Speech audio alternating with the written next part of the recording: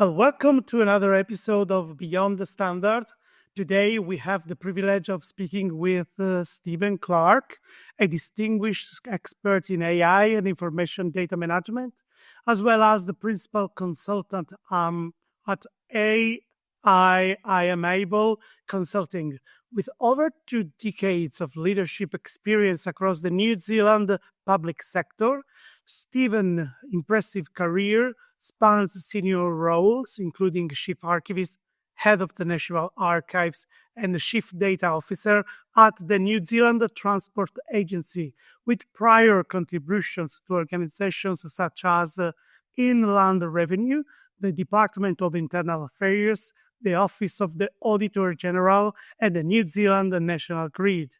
With a postgraduate degree in Archives and Administration and Records Management from the UK, Stephen has been at the forefront of integrating robust records and information management practices into both governmental and technological landscapes since emigrating to New Zealand in 2005.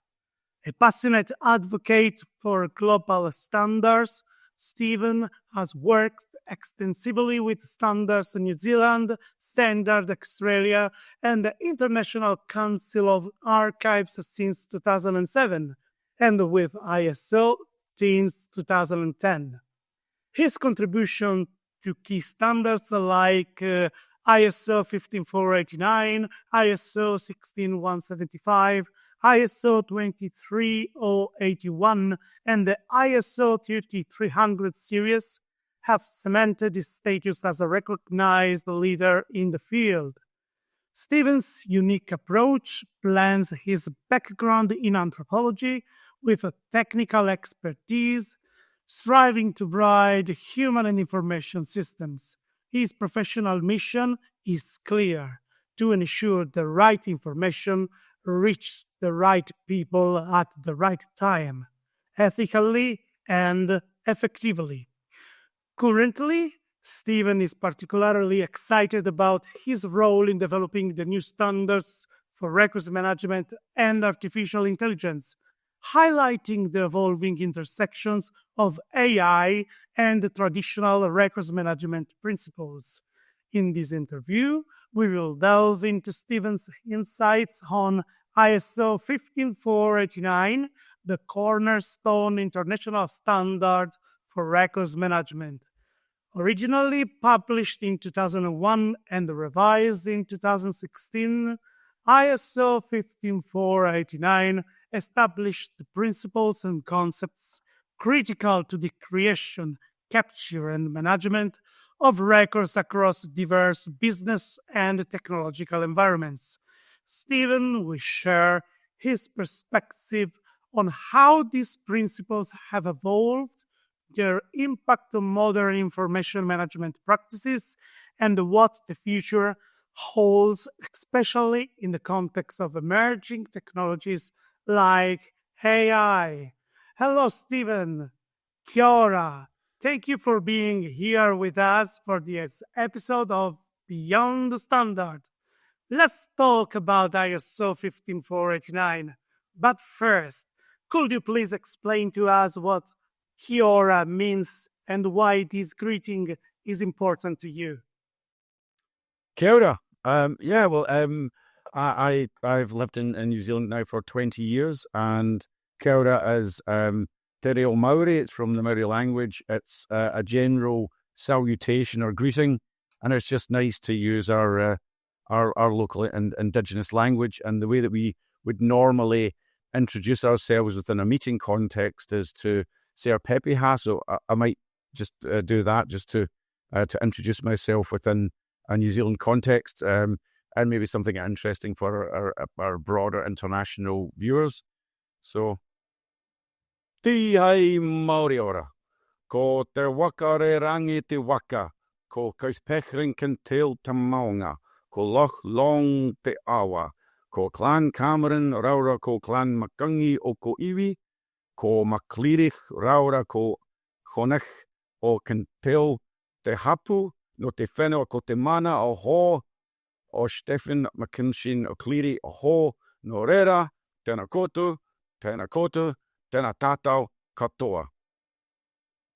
Kia ora. Wow, that was interesting. I admit I don't have not understood anything, but that sounds really brilliant. Was it another greeting in the language originally from New Zealand? So what I was saying was placing myself in the land and within my my heritage. So I'm originally from Scotland, so I could talk back to my clan history. So what I was saying was that and the little bits that weren't in Maori were in Scottish Gaelic. So that's the reo of Mai Te Puna.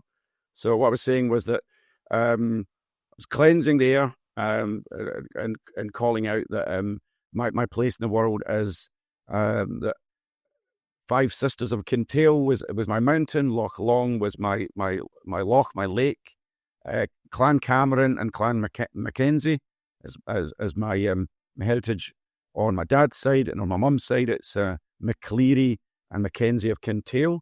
And I'm from Scotland. I am Stephen, son of Vincent, grandson of Clan McCleary, and just wanted to welcome everybody and say hello, that's who I am. So, Stephen Clarke, Stephen Clarke tōku ingoa, greetings.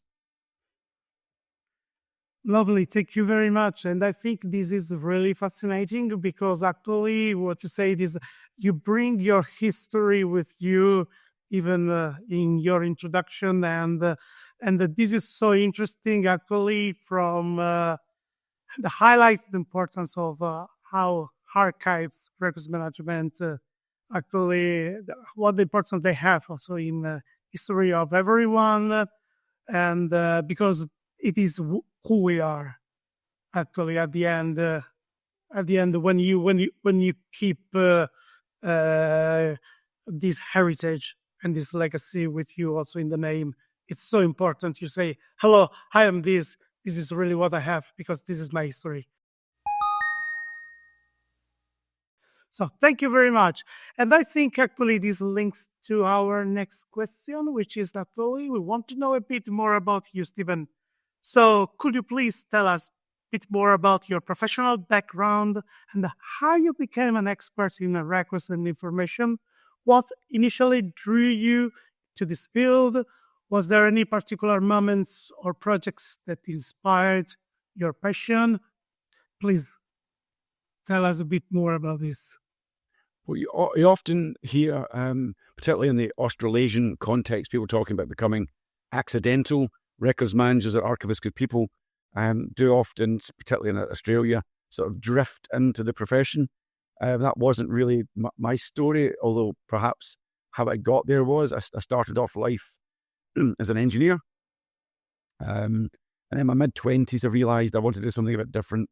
I went to university, did history and social anthropology undergrad, and then went on to do a PhD in Celtic studies and history. And what I found was that I was spending more and more time in the archives looking at the primary source records. And I was having to learn paleography, and I was having to learn a bit of medieval Latin and an old dialect to be able to understand the records. And I got actually much more interested in the records than the topic I was studying.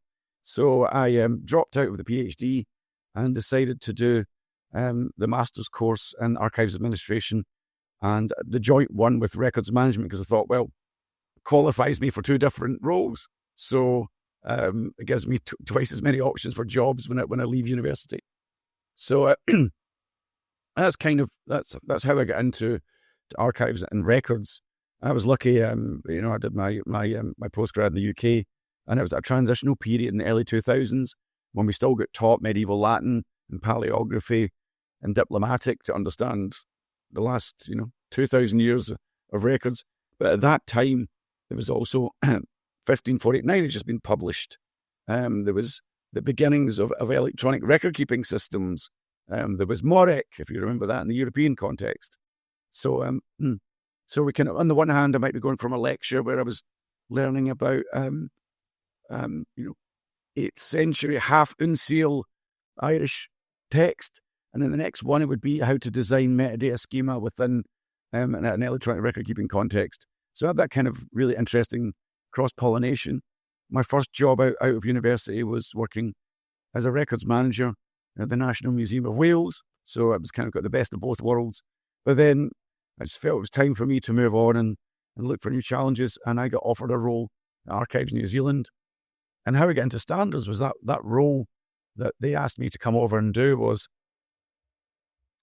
to look at rolling out what was then the new Public Records Act 2005 for New Zealand. So taking a whole new approach to how they did archives and records management. The old Archives Act from 1957 had been superseded, and a brand new definition of records included any content, any data used by a recording device, a computer, etc. So we had a very inclusive definition of what it was to have records. So from that, we had to build some, if we were going to have mandatory compliance with the Public Records Act, we needed standards to audit organisations because there was an audit programme as one of the provisions of the Public Records Act. So part of my job was to develop standards for that new piece of legislation. And the first one that we actually did, I worked with Barbara Reid, who's a very well-known Australian academic, and we worked on what became the New Zealand digitisation standard, but then became ISO 13028, the digitisation standard, ISO level. So that was how those standards that I was creating around for the New Zealand context became international standards. And after the digitisation started 13028, I worked with Adrian Cunningham and others who are very well known in the Australasian context to develop ICA Rec, which became ISO 16175, which originated as the electronic record keeping system standard in New Zealand, or at least back then Part 2 it was Part 1. Hans Hoffman did Part 1, I think from memory I did Part 2, and Adrian and his Australian colleagues led Part 3. And so I got sucked into the world of standards and then onwards through various standards to the review of 15489 again, which we finally signed off in Beijing in 2016 after a couple, 3 years of really hard yards and trying to get international agreement. So it took us 15 years from the original Australian AS 4390 standard, which I can claim no input into whatsoever. That was David Muldrich and the people at Monash University and others way before my time. I just kind of belatedly came in and kind of tried to help with the review of that. And for you just got my real love 15489. So that was how I got from. That's how I got from Scotland and being an engineer to being in New Zealand and on international standards. So what you were showing actually is called in English a pin, is correct? Is this a pin with I love ISO 15489 actually on it, just to show you the dedication you have also to this standard. Exactly. So thank you very much. This was a great introduction. And actually, this also is giving me a good, a very good pass to the next question, which is actually about ISO 15489. So you spoke to us about how this was developed originally, but actually we want to understand what is ISO 15489 and why it is considered the cornerstone standard for records management. So from your perspective, why organizations should prioritize aligning their practices with this international standard in particular? Well, I mean, I think it's useful to delve a little bit into the history of it. I said it started off as Australian standard 4390, and it had quite a lot of stuff in there that didn't make 15489, certainly not the 2016 version. Had a lot of stuff in there, practical stuff about appraisal, and metadata management and other things. So when it became obviously getting international agreement and the concessions you have to make to do that, to get, I think it was about 20 countries for the first one and something like 38 for the second time around. When you have to get an agreement, you have to remove things and you have to change things and simplify them. So 15489 in its original context really became a kind of high-level principles and concepts standard. And part 2 is meant to try and address those practical elements of record-keeping practice. But it was always a bit of a compromise, but both together, I think, laid the foundations. And what they did was, it was groundbreaking as much as it was the first time there was ever an international standard for our profession, and it laid the groundwork. But in those intervening years between 2001 and before 2016, the community wanted greater depth in areas, so that's in areas of practice, and that's why we got things like the standard for electronic record-keeping systems in 16175. That's why we got the metadata standard 23081. That's why we got the digitization standard 13028 and the deeper dives. And what we found was that when we came to do the review of 2013-14, that the original part 2 had kind of lost its meaning a bit, because it all been all these kind of new standards that were kind of doing the job of part 2. So part 1 became a different thing. It wasn't a kind of an introduction with a part 2. It became a kind of a strategic or a guiding document. And in the intervening period, the 3300 series had been developed, and that was the standard that really you would give to your leaders and use in an organizational context. And what 15489 really became was a practitioner's principle and conceptual standard, and not really meant for a broader audience. And what we found when we're in that 2016 period and through to about 2020 was that we'd grown arms and legs, and 15489 had become what we called the mothership.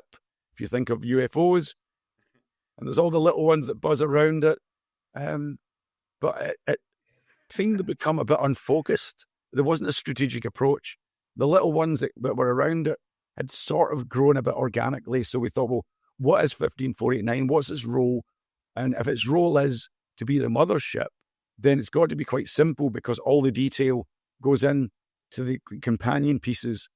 And what we felt was that the companion pieces were probably growing a bit too much, and 15489 should maybe take some of that back, and we should be more focused around what the companion pieces are and what they do. So I think what we've seen is from 2001 is sort of growing out, and from about 2016 on sort of coming back in, and a more strategic approach to how we look at information management practice. And a lot of the stuff around governance that was in 15489 and around establishing record-keeping programs has really gone into 3300 and become more of an auditable standard. And 15489 has become more of that sort of conceptual touchstone for our profession. And then where we go then with beginning to package together the metadata standards and the other supporting standards, we're TC46 SA11's become a lot more strategic about that, and now has a strategy unit within the standards body that sort of directs what and why new supporting standards should be, and how and having a rationale for how they become part of that family, rather than it being a bit of a kind of a more organic growth. So I know it's been very long-winded, but I think it's useful to know that background, because the role of 15489's changed quite significantly. But I still think it's a fantastic foundational document, and it's really, really useful for lots of countries that don't have equivalent practice or an equivalent document. And I know that each record-keeping culture, you got the Dutch model, or the English model, or the American model, or the Australian model, or the Germanic model, or the Italian model, or the Slavic model, the Japanese model, the Chinese model. They all have the sort of foundational place, but something that brings all together from an international perspective, I think, unites us and gives us that keystone to how then we bring that broader set of practice through all our different national traditions together. So thank you very much. This was really interesting, and I love the idea of the mothership. I would call from now on the mothership of all records management standards, because really, really lovely the idea of mothership and all the little UFOs, which are the standards. So let's try now also to focus a bit more about interdisciplinary benefits of this standard. So, which are exactly interdisciplinary benefits of records management, as you said, because as you said, ISO 15489 is just a way on agreeing on specific principles and going beyond the national way of doing things in records management. But it's really, if I understood properly, is a way of, okay, let's agree on some principles which are really relevant at an international level. So could you also elaborate on the importance of ISO 15489 for building a solid foundation for compliance, risk management, and operational efficiency? So we want to move on from records management and actually discuss a bit more on how this affects or impact or benefits also other parts of organizations who decide to implement ISO 15489. Well, I mean, at heart, what 15489 does in tandem with the 3300 series is it sets out that record keeping is not an accidental practice. It's systemic. It has to be driven from the top, and it's business focused. And you know, the definition of records in 15489, I know, is not to everyone's taste, with its focus on evidential value. But what I take from that focus of a definition of a record within 15489 is that records are business assets, and like any asset within an organization, you have to manage them. So for something to be an asset, it has to be managed, it has to be valued, it has to have governance, it has to have apparatus, it has to be systemic, it has to have practice applied to it, it must be auditable, it must have quality standards, it must deliver quantifiable and clear business benefit. So for me, what 15489 does is it sets out the role of records management within organizational context as a value-add, important business function, and it's not just a nice to have. These are the guys that take the old stuff in the archives, or the kind of in the squirreling away in the back office.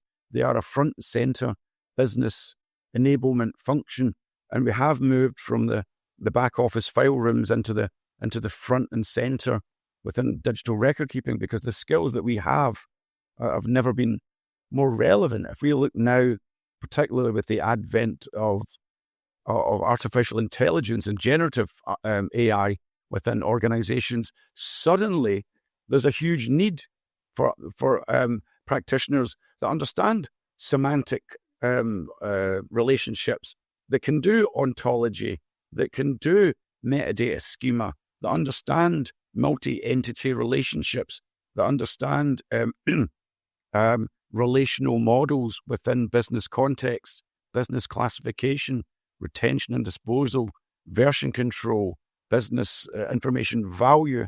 That's exactly what has become both one of the great remits of AI to improve organizational information and data in order to make it actionable for business processes like chatbots, but also for data mining and intelligence products, business process efficiency, etc. But also for that ability to understand the value of the asset within the organization and help to quantify that, because we have in many organizations inherited 20, 30 years of digital landfill, and with the best efforts of all our records managers, as soon as we gave people PCs and shared drives and SharePoint, kind of went everywhere, and it was beyond the ability for us to do manual control. So the ability for AI to automate those key information and records management protocols that come out of 15489 is incredible. We can do it at scale now, but not only that, we need to be able, if we want to have things like explainable AI, transparency, a human in the loop, getting out of black boxes, quality control, understanding of inputs and outputs, bias mitigation. How do you do that? Well, the only way you can do that is by keeping records of how you do AI. So for me, that input from an interdisciplinary perspective is that we've got the wonderful value of being able to use AI to do records management, but also everyone needs records management to do AI. So it means that we are needed within an organizational context. And in order to do AI projects or information management projects, it has to be multidisciplinary teams with your cybersecurity people, with your IT people, with your procurement, with legal, with HR for privacy, GDPR, as well as information management and AI capability to deliver information and data products. And we are at the center of that because of the skills that we bring over the last few hundred years of practice, that we can bring that mature practice into a very immature model and give it stability. Thank you very much. So I really love the idea of what you're saying, so that records managers make organizations discover their information and therefore the value, and that they are a big part actually of business, because business are made of information. And thank you. This was really, really, really interesting. Thank you very much. So the next question is on a very practical level. And so how does ISO 15489 support compliance officers? So those actually tasked with compliance efforts, and they strive actually to align organizational records keeping practice with regulatory frameworks, fostering accountability and mitigating the risk of non-compliance. So how do we support in aligning the record keeping practices with these compliance actually activities to maximize actually the benefits for the organizations? Well, I mean, if I might use as a way to contextualize that something that pretty much any organization will understand, which would be privacy, GDPR in the EU, privacy legislation in Australia, New Zealand, and the equivalent pieces of legislation around the world, and the kind of slightly odd kind of setup you've got in the US. But ultimately, it's the same thing. It's how do you manage information that is about persons and personally identifiable information, because that's a compliance issue for pretty much every jurisdiction and pretty much every organization. So I've already touched on it. If you're going to have governance of any type, and you're going to have auditing of any form, you need records. So without records and supporting information, it's not possible to govern any compliance activity or audit any process.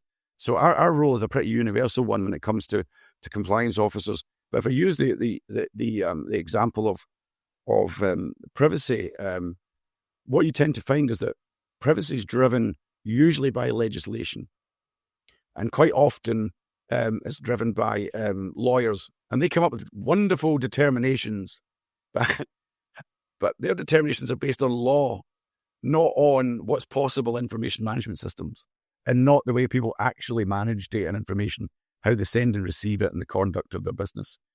Or it may not align quite often, because the legal world does not take account of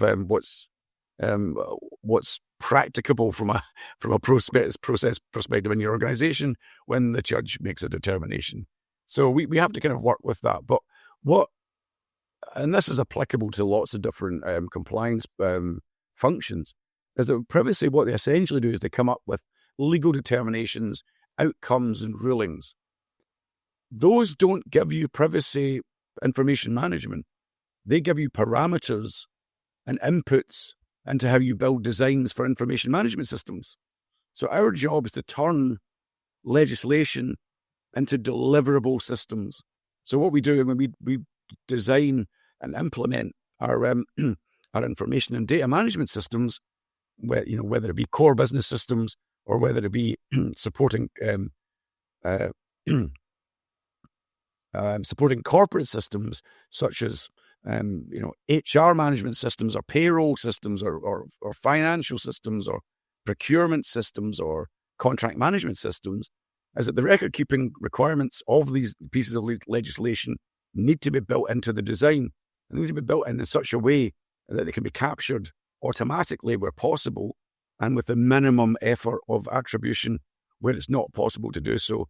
And so if we want to have consistent description and evidential value for any compliance activity, then we have to have consistent attribution of metadata and capture of the information management processes. And I think that's what we do, is we turn law into practice. Wow, thank you very much. That was really interesting. So actually, we are enablers, if this could be a good. So we make this happen. So that is cited in the law, and then actually very powerful. Thank you very much. And now we move to the next part actually of our interview, and I would like to please answer the following questions regarding these interdisciplinary benefits of ISO 15489. How does ISO 15489 benefit privacy experts in ensuring compliance with data protection regulations like the GDPR? But GDPR, as you said, is not the only legislation across the world. Well, as I touched on before, it allows us to assist the business to turn legislation into practice. But in practical terms, what it means is building the business classification schemes, the sensitivity labeling, the metadata models, the processing, the access and permissions management controls to be able to enable privacy. Because privacy is, as I said, is a legal construct, but really what it is in reality, from a day-to-day business perspective, it's risk management and it's public perception. So people want to feel that their privacy information is being managed effectively and consistently, and that they have access to it on demand. And the only way you can really meaningfully do that within an organization is build that into the systems that manage information from an enterprise level, because personal information, or PII, finds its way into almost every system that you're going to have in an organization. So rather than it being an IT job where they manage stacks and systems, it becomes, there's the stovepipes of IT, and they have the stovepipes for all sorts of functions, but information doesn't live in stovepipes, it lives across them. So information systems or data systems tend to be longitudinal, whereas information management is horizontal. So we have to go across, not in the stacks, but across them. So how do we build metadata models and classification models that work across systems, not just within them? So for me, I think that's what 15489 gives us. It gives us that intellectual platform of practice, but the little UFOs around it are the things that kind of make it real with metadata standards and classification standards and business classification, and information governance and information systems design and all those other things that the other standards that do. And of course, 3300 gives you a framework for making sure that privacy outcomes are happening in your organization systemically, but through the model of having organizational oversight and governance, because it's not at heart fundamentally an information management or records management outcome. It's a business outcome that's got to be owned by the business. Our job is to help them achieve that. Thank you. So the next question is the same, but just about IT. So what advantages does this standard, of course ISO 15489, provide for IT professionals, especially those tasked with managing digital transformation process projects? Well, I don't want to be unfair to my IT colleagues, but I tend to find that IT people really do understand technology, but they don't often understand the information bit of IT. or not in the way that we do anyway. The information management profession often sees information as being something to be containerized and moved around. The real assets, the technology, and the information is, like a passenger or an inert thing. And actually, the real value is in the technology, not the information. And I think what we do as the information management profession is we give that counterbalance and healthy tension when it comes to the implementation of IT systems, that actually the real assets, the information, not the technology. Technology comes and goes. Very few organizations are using the same technology now as they were in the 1990s, but they still need the same information from back then. And that's why we have archives, and it's why information, for the most part, certainly valuable information, almost always outlives the system it was created in or captured in, or certainly that version of it, because they're always changing and mutating and upgrading and being migrated. And in that process, we lose business context. In that process, we lose metadata. We've all been there when we've seen a big business transformation and we open up the files and we try and search for something, and suddenly everything's got the date of 1st of January 2023 because it's overwritten the records. So I think that what we bring to the party and what we bring to organizations is a healthy tension with IT to don't forget the information is really, really the important thing here. Although technology is often where the expenditure goes, the business value is in the content. So although we have our IT colleagues that are brilliant at designing and procuring and implementing containers, but our job is to make sure that what's inside those containers is also really well managed and well understood, and is protected. And it's not that I'm not saying that IT people don't care. It's just that they have a different perspective and a different imperative than we have. And between us, hopefully, we find that sort of healthy tension, that balance between pragmatism on spend on technology and pragmatism on good informational outcomes from the content. So I think it's not IT versus information management. I know often it feels that way in organizations, but it's how we can work together to get the outcomes for the whole organization, because the business units don't care if it's IT or it's records management. They just want the information they need to do their job. Thank you. I think this is a incredibly important topic, absolutely, because and is also where organizations sometimes struggle these days, because they do need information, are not able to obtain the information because sometimes they don't have records management systems in place. So what you said is really absolutely fundamental, and this message that must come through. So the next question is about artificial intelligence. What is the relevance of ISO 15489 for artificial intelligence? Well, again, I mean, I think ISO 15489 is not going to speak directly to artificial intelligence, but it sets the remit for why it's important. And all that stuff I've spoken about previously, about it being systemic and governed and embedded within the organization and managed by senior management and supported, and has practice and a whole bunch of policy artifacts like metadata schemas and retention disposal and everything else.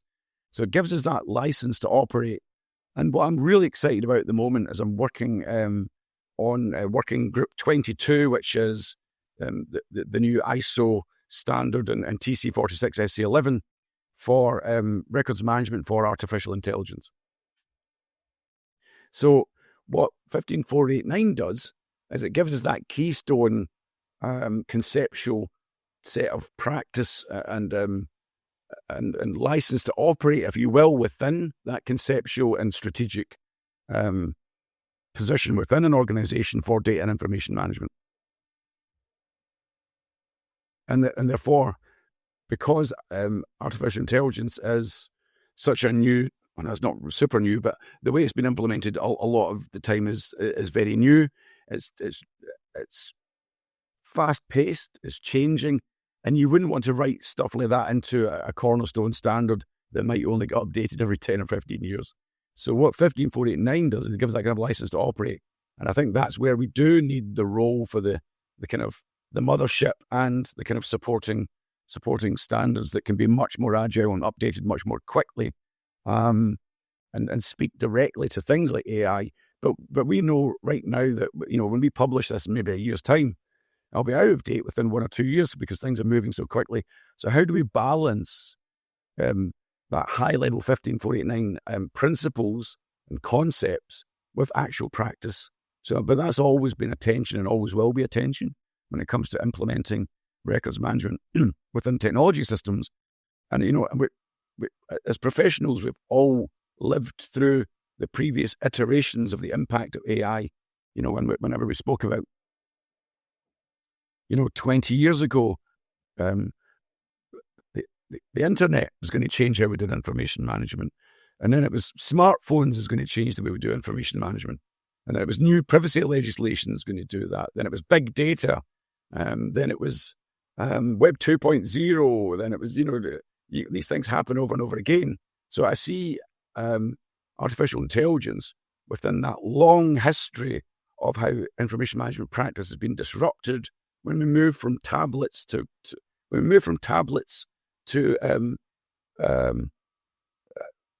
papyrus. We had to do things differently. When we moved to papyrus to parchment, we had to do things differently. When we moved from parchment to paper, we had to do things differently. When we moved from paper to typewriters to electronic to digital, we've always adapted. But what 15489 does is it gives us that big picture principles. And what they do is the supporting standards give us that flexibility to say, well, what does it mean in these quite narrow contexts, or what potentially might start off as narrow contexts? And I mean, where AI is going to go, we don't really know, but it's probably going to filter down into pretty much every digital system. And of course, then there's the big conversation around that I touched on earlier, is are we talking about artificial intelligence to do information management practice, or are we doing information management practice to make artificial intelligence work well and safely and have evidence? And of course, when you do a records management system using AI, it becomes an AI system that does records management and it's recursive. So yeah, it's a really interesting space. So so a bit of a long-winded answer, but 15489 gives us the license to operate, and the supporting standards give us the practical step to be able to address the questions directly. So thank you very much, Stephen. This has been really interesting. So this is now the last question about the interdisciplinary benefits of ISO 15489. And maybe we are going to address the elephant in the room of all this conversation, which is actually the relationship between ISO 15489 and the legal in the domain of litigation or regulatory compliance, particularly in e-discovery. How does this standard support the retrieval and use of records for investigation or the resolution of legal disputes? Well, I mean, I think, first of all, if we go back to the definition of a record within 15489, again, as I mentioned previously, it's not universally loved. The whole discourse around it being evidence of a business action or transaction. But the evidence component is incredibly important. And that's not just evidence of business practice, that's evidence in the legal evidential sense as well. Because if information is managed to the levels 15489 sets out, this is where I need my prop. So if I look at 15489 sets out that that to have evidential value within a 15489 context, information has to be reliable, has to have integrity, has to be authentic, and has to be usable. So for me, 15489 is actually a real cornerstone of legal practice, because without evidentiality, what transcends a piece of information into being a record is having enough recordness contextuality around it to act as evidence of what it purports to be within a business context of the action, transaction, interaction that took place in a business context. So without evidentiality, you don't really have an effective or meaningful legal process or output from legal practice. And I know lawyers might not always see eye to eye with information managers, but where we do very much kind of cross over in the Venn diagram of practice is that they love all the same things that we love in 15489, which is the fact that you can tell whether the information has been tampered with, who had access, who changed it, all that lovely rich metadata throughout the entire life span of that record from cradle to grave, although I don't necessarily subscribe to the Brooks life cycle model from the 1940s. I'm more of a continuum thinker myself. But if we do take that kind of legalistic idea of a life cycle or a birth to death of a record from an evidential perspective, that from the bit that they want from it, from legal purposes, is what we build into systems that automates and attributes those principles of integrity, authenticity, and reliability within a legal context. And of course, when it comes to do things like legal holds and e-discovery, well, that's all based on knowing where stuff is, knowing what it is, knowing what has value, what has recordness, and what should be put forward that will stand up in court from a reliability perspective.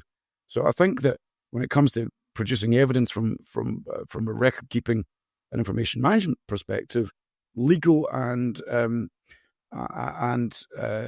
records management people are kind of the yin and the yang. So we're the kind of the bits that come together to make evidentiality. So without good record keeping systems that are fully auditable and have all those lovely 15489 recordness principles built into them, you don't really have an effective legal defense or legal practice. Thank you very much. Thank you, Stephen, also for all for sharing all your expertise with us. So we now move to our final section, which is actually closing reflections. And we want just to know a bit more about your experiences as an ISO expert. So let's go to the first question, which is actually, as an ISO expert, you have worked with experts worldwide. Are there any memorable experiences or collaborations that stand out to you you want to share with us? Oh gosh, it's where to start. When I started off in the early days, and sort of like, we'll go back to doing ICAREC in the early days of going into ISO. I had only been out of doing my university postgrad 2-3 years, and suddenly, the books that I'd been that I'd been getting taught, the textbooks and the experts that I've been getting taught about and writing essays about, I was actually not just meeting these people, but working with them.